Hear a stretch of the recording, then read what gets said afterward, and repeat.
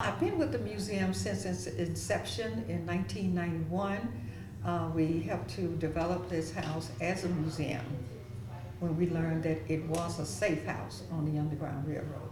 It is very important that we continue the story of slavery because it is a part of African history and a part of African American history. We cannot leave out 400 years of history.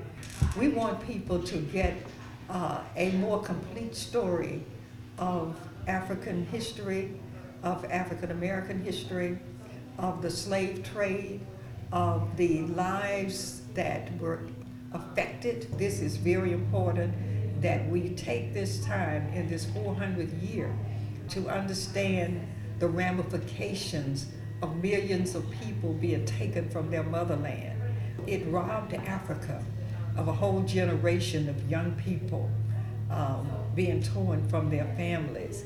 But instead of destroying them, it made them stronger because in coming here, they survived. So it's a story of survival. We're still dealing with some of the effects of slavery because of discrimination, racism, bigotry, all of those negative things. We're still dealing with that even today. And so if we know the roots of it, perhaps we can overcome some of it. 400 years later, we are still grappling with the idea that we are not considered equal until America can look at itself and say that they have corrected something. They have corrected the ills of the past. But I don't think African Americans can ever forget these 400 years. Even though they were enslaved and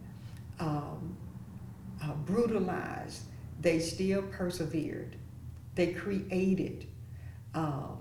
They contributed to every aspect of American society.